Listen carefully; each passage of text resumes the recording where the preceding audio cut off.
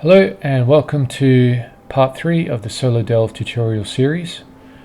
In this video I'm going to show you how to add effects to different NPCs and players and how to use the spells.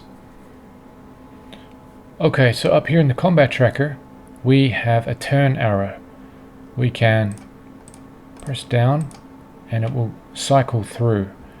Occasionally, if you click on one of these creatures by mistake, it will throw the turn series out.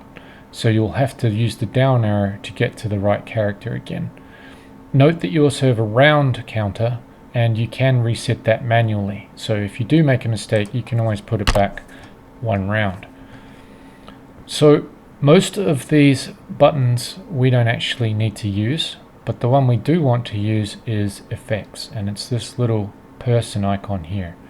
So we're going to left click here and we'll see a space come up. Now the barbarian doesn't have any effects on him, but multiple items, spells, potions, etc. allow you to add effects. So over here in the tools section, I'm going to click on this sparkly looking, I think it is a Head and Shoulders, and you can see that I've already coded some effects. So all we do is we choose the one we want, let's say courage, and we're going to drag it onto the barbarian. And we see up here in the combat tracker the barbarian now has courage, but we do have to make one more adjustment.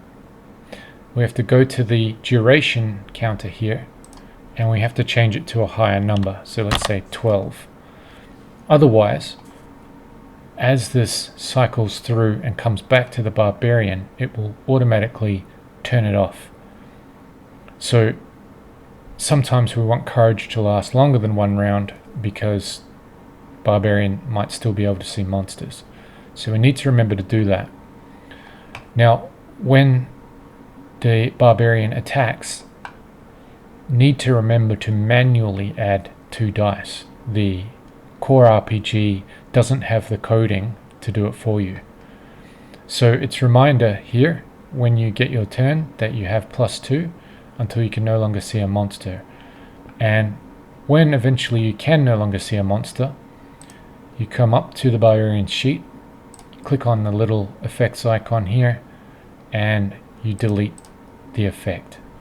And then to close this little space, again click on effects and it's gone. Okay, so that's how you add effects. You can also add effects to the monsters, so we can put this Cyclopean, also a Famir, to sleep, and you see up here this one is now sleeping. Again, if you want it to sleep for longer, you're going to have to manually change the duration. Alright, now moving to spells. So we know the wizard has multiple spells. Here in the inventory, we add them before the start of the game. We get 3 sets, so a total of 9. Now, as you've seen, dragging things across can be a bit of a chore, especially if you have a lot of things to drag. So here we have the items, and each item has a little coded spell. And if I just grab this pin and drag it into the wizard, you see that suddenly he has the air spell. And to access that, we can just click the red pin and it will bring up a description of what the spell does. Now there's no artwork with this, it's just text based, but it does the job. Now you can add art to it if you desire.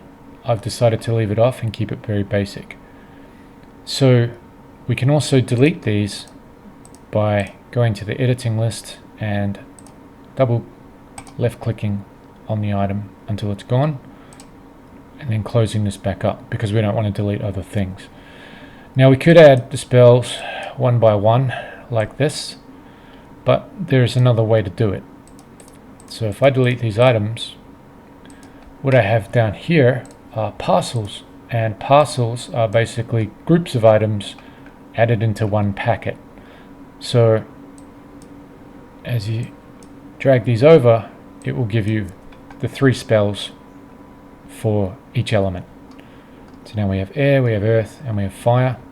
And As each of them is used, we can apply the effect if necessary, say rock skin or heel body or swift wind, and then as it's used we just come over here and we delete it off the sheet. Alright, thank you very much. That is how you add effects and add spells.